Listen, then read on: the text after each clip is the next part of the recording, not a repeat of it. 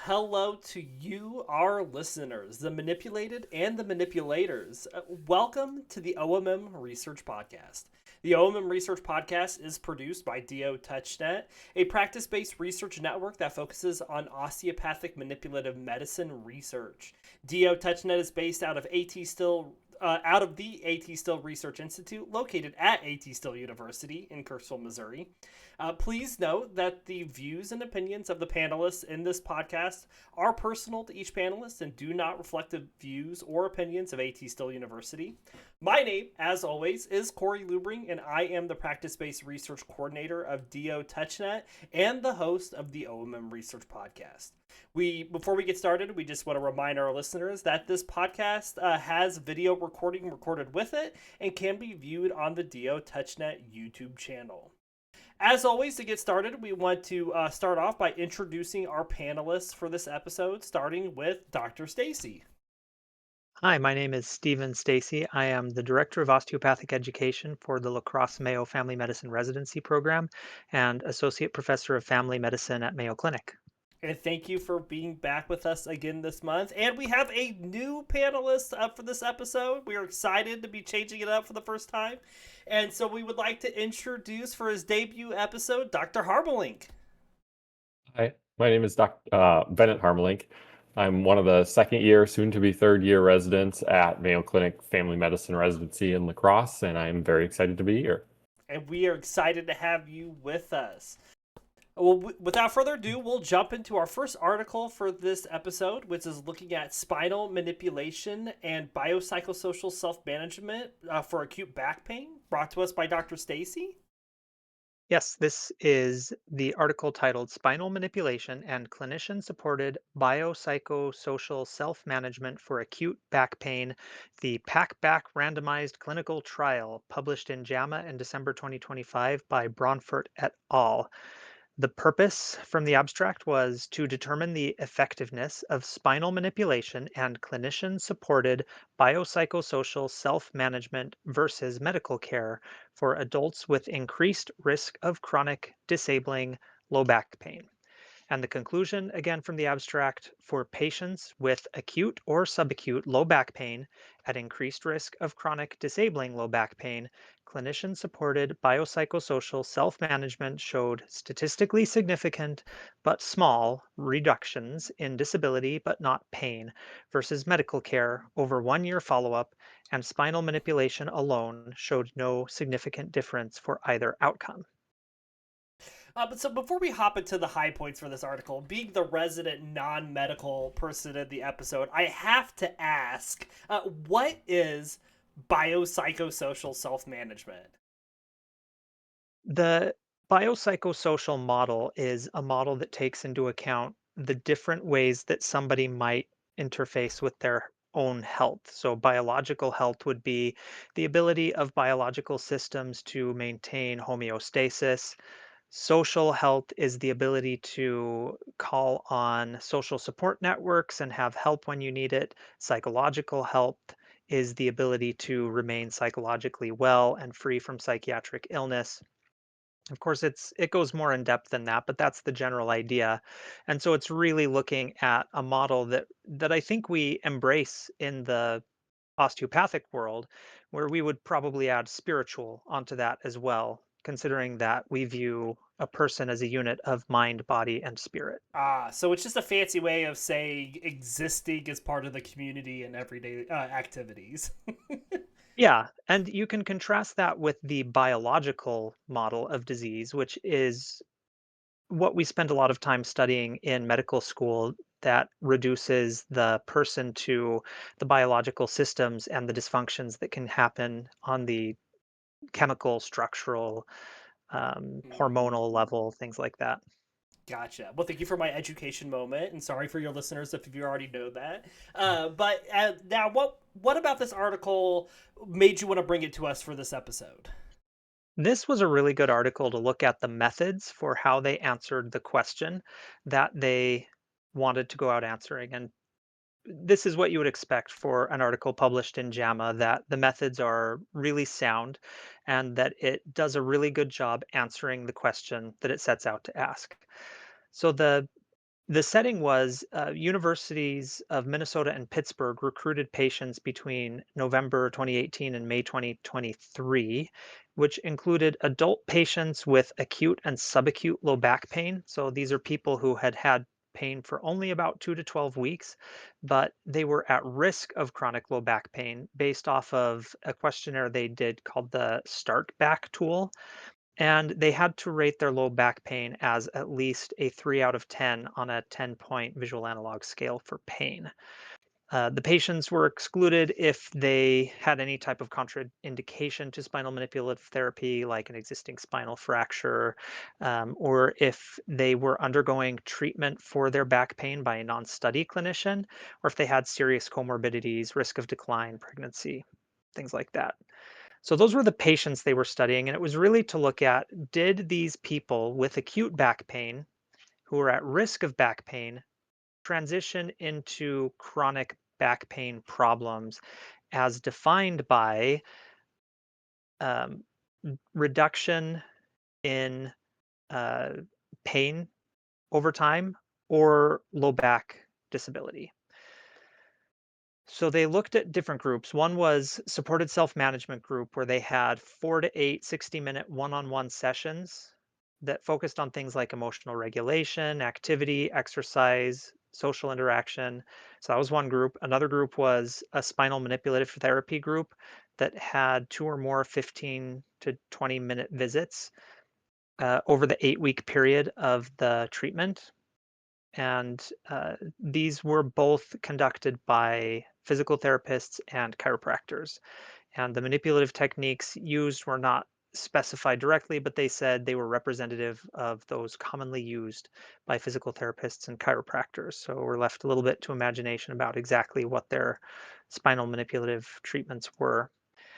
And my guess is that they probably differed slightly between the physical therapists and the chiropractors. So that was the first two groups. The third group was a combination of supported self-management plus spinal manipulative therapy. And then the last group was guideline-based medical care. So basically just care as usual. Mm-hmm. They did these treatments for about 8 weeks, and they found that at the, well, so let's talk about how the outcomes were calculated. They looked at low back pain disability by the Roland Morris Disability Questionnaire, and that was asked monthly. And then another primary outcome was pain intensity based on a numerical rating scale, and that was taken weekly. And they averaged those scores over a year and compared the average scores among patients among the groups.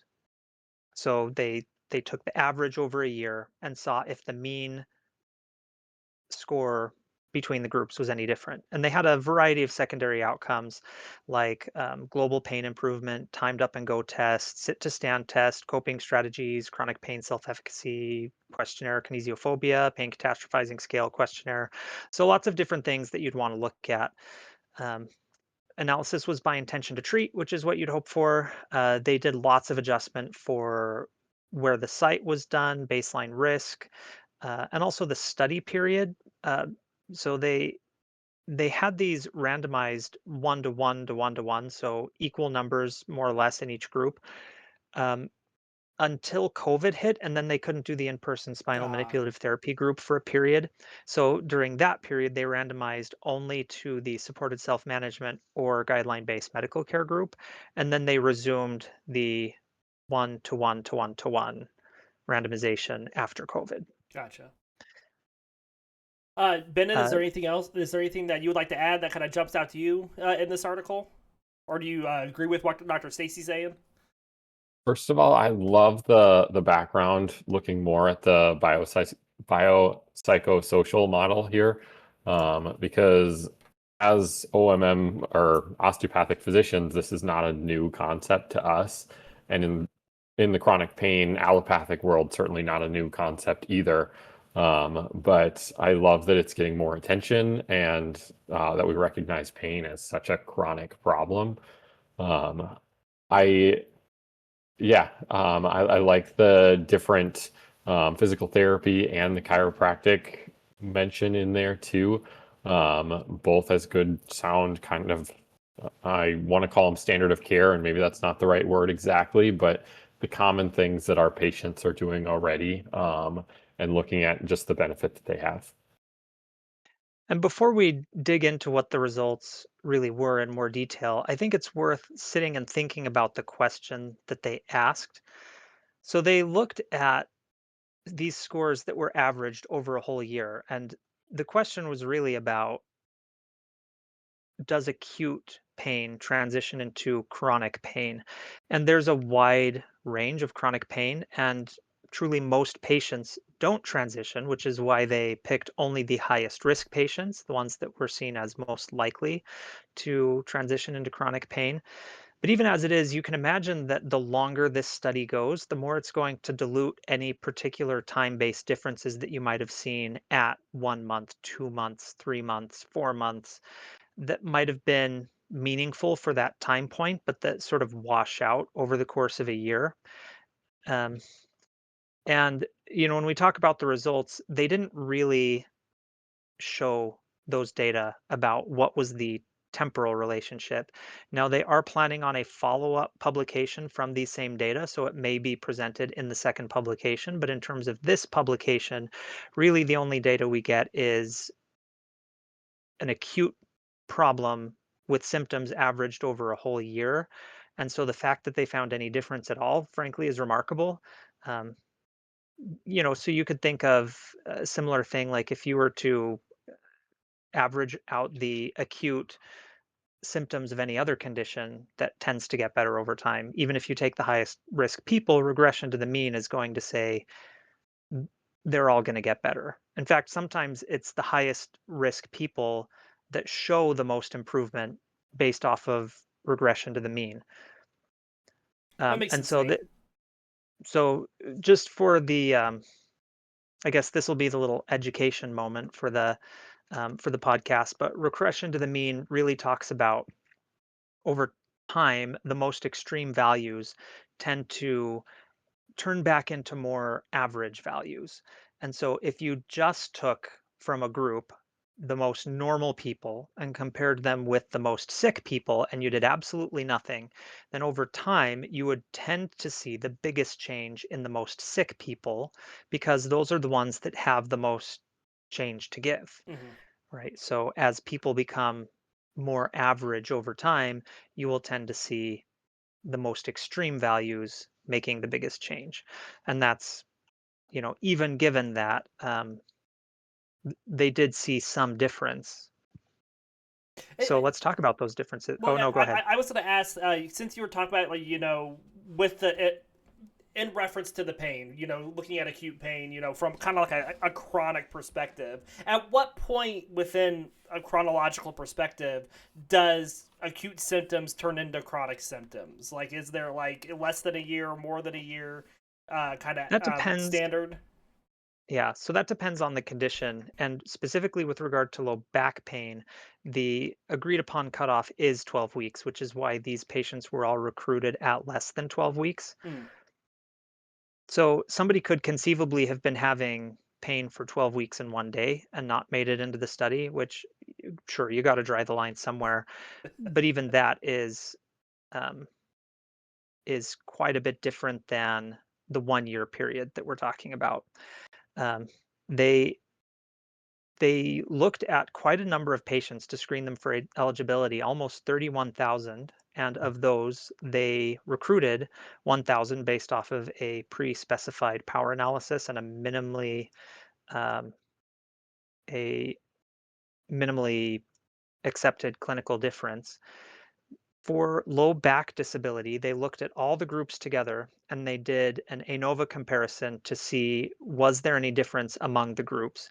So again, that is to, our comparison last month was, you look at the two different pots of soup and you say, are the pots different? So in this case, for low back disability, they said the two pots of soup are different.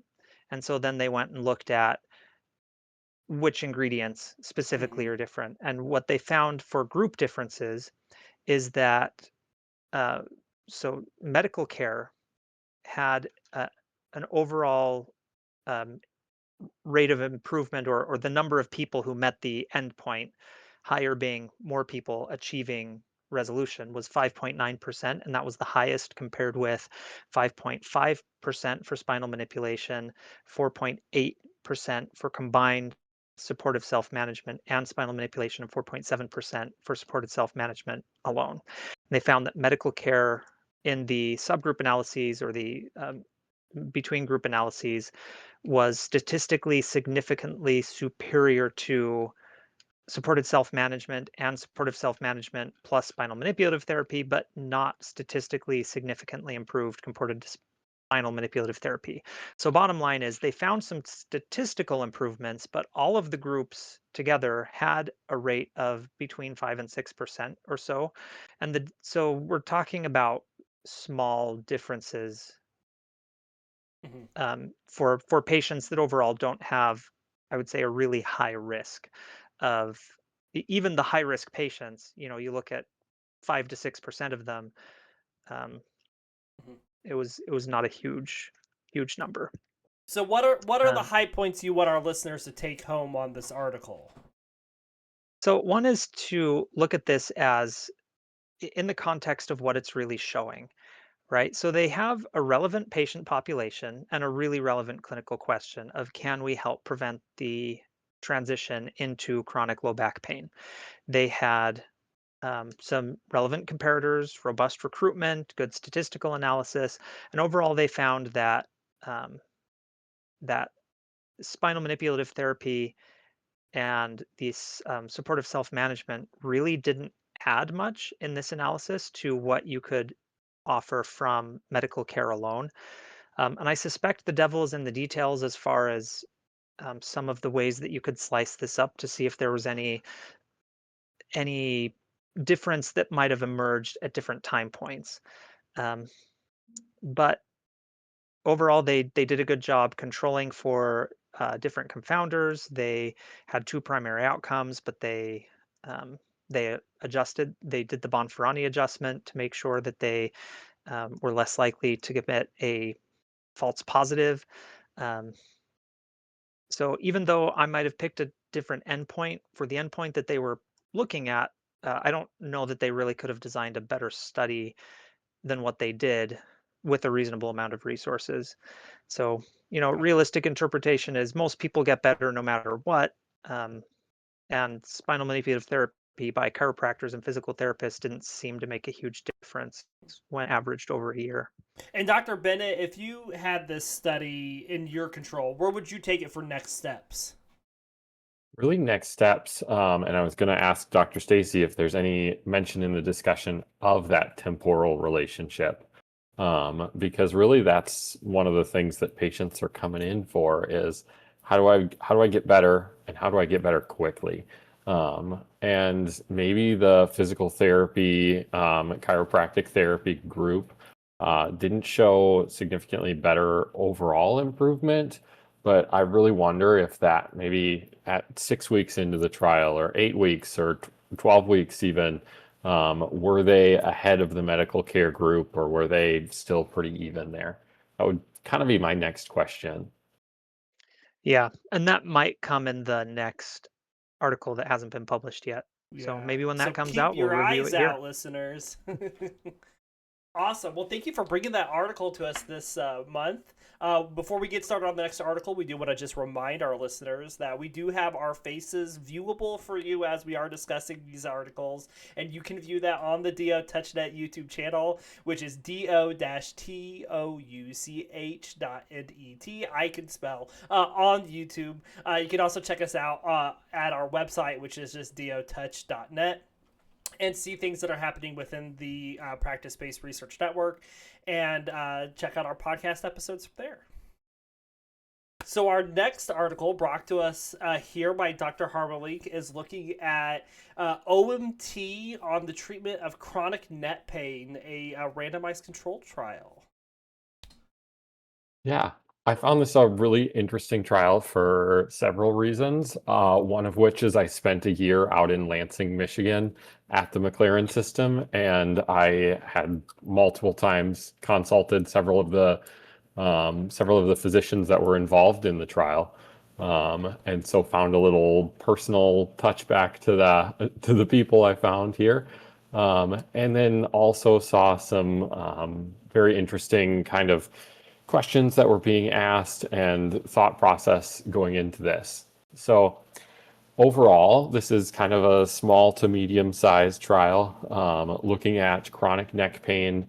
However, in the setting context of osteopathic trials, we got a better sample size than a lot of them that we've seen here. They were looking specifically at chronic neck pain, which they defined as more than 12 weeks. And had been present for as much as 8 years in some of their patients. And they were looking, and their research question specifically said, the purpose of the current randomized control trial, so it was a prospective randomized control trial, was to add to the sparse data on the efficacy of OMT for chronic neck pain. They hypothesized that OMT intervention would result in a significant reduction in pain and disability when compared to the waiting period control group. That brings me into some of the trial design there. Their specific design was a crossover study, which was OMT treatment to start immediately versus crossover, so just waiting to start the physical manipulation treatment. I believe it was 4 weeks into the trial. So, what would you look at as the major take home for this article? So the major take home is really their take home that they pitched is that OMT is better than no treatment or no physical manipulation. And that question has already been answered. Really, the question I get back to is OMT versus like medical therapy or versus standard of care, which includes some of this. There's a there's a mentor that I've had who's an education scientist, and one of the things that he always says about education science is if you teach people, they will learn. So anytime you compare some type of education to something that is not educating people, it turns out that the people who are being educated do better. And this sounds like what you're saying is that if you treat people, they will improve. And sometimes it doesn't really matter what the treatment is. And so I agree, comparing, yeah, let's do something to, hey, let's not do anything, isn't really the same as comparing different treatment options. Even a placebo isn't a non-treatment. It's a treatment with a pill with no physiologic effect, which is why they sometimes try to do sham therapy in studies like this. So I can get where they're coming from, um, but you're right that it doesn't necessarily take things to the next level. And is that what Yeah. kind of jumped out at you at this article? Was one of the main reasons you wanted to bring it to the podcast today? Like, is that? Yeah, that and looking more specifically at like trial design, part of that being the crossover study here, which I found a really interesting choice as an OMT kind of a treatment, because when we think about OMT, we think about a hands-on physical treatment that has a lasting impact on patients, and is not the kind of treatment where I have to take my Tylenol today or I don't get any benefit tomorrow. And really that crossover design goes back into the like, how effective do we think this is going to be over time? And it's one of the questions I kind of had as a reader of this study. Another big point that kind of circles back to that is the way the study was powered. And when they looked at how to power this study, they actually didn't detect or weren't looking for the primary outcome there being pain and improvement in this chronic pain. The study was designed to measure, it's designed to validate a prior trial of theirs. and that prior trial was looking at the effect of neck movements and how pain interfered with their specific way they measured neck movements. They actually put people in a device and said, center your eyes on a target, and we're going to make some random movements and see how you respond and see how accurately you respond. And is that a reliable day-to-day measure? Was that a medical treatment or a saw trap? I think theirs was more of a sorry, I had a little cutout there. That's all right. Not a medical treatment. Mostly, I think they're trying to find more, set themselves up for more research in the future, and find new ways to measure pain more objectively, which is a very admirable goal here too. But we're one of the issues I had with this trial is we're validating a measurement, a novel measurement for pain and objectively, and we're using that validation in order to assess treatment.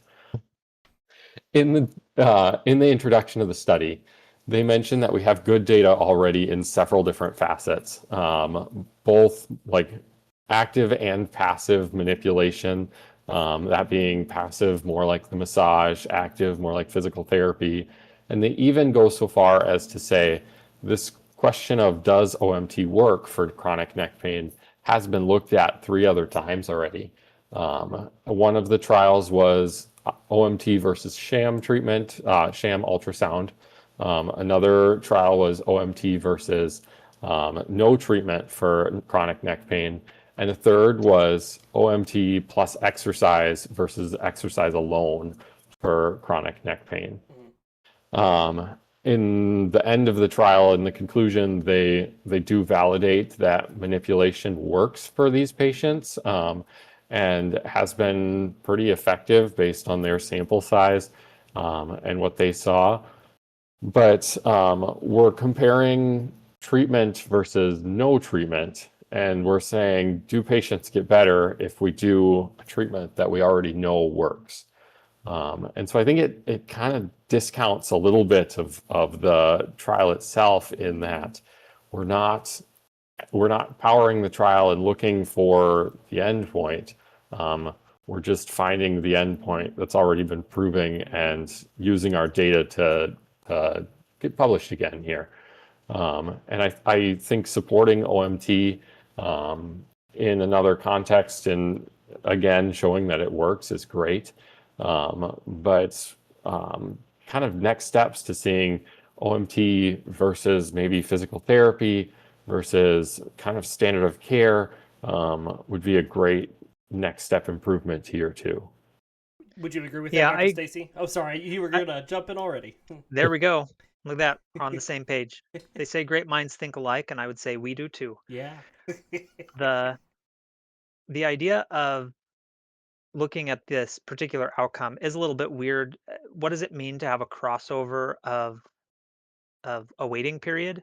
So it's like, the one group has we didn't do anything and then we did stuff, and the other and then at the end you stop doing stuff. And then the first group you do stuff and then you don't do stuff, and then the trial ends and you keep on not doing stuff. So I don't really know what that means necessarily. I mean, I get that you're looking at that statistically, and you're always going to have some something to argue with when it comes to what they chose to compare manual treatment with, because we don't have a really neat placebo like we do with medication trials. And so there's always going to be some reason why the comparator was not what you would hope for.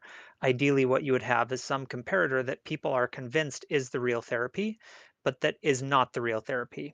And this is where we get back down to one thing that I advocate quite a bit, which is having a strong mechanistic rationale for what you're doing.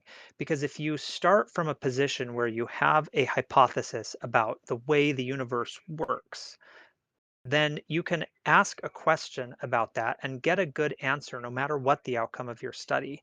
So, some of these other studies, for example, that we've looked at, they will say, we hypothesize that changes in postural angle will have some type of specific outcome.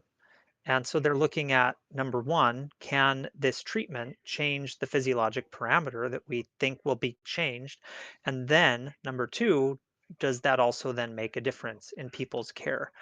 Um, if you don't start from that position, it's hard to say what is it that you're inherently learning about the way the human body works and about manual therapy itself based off of the results of a trial like this.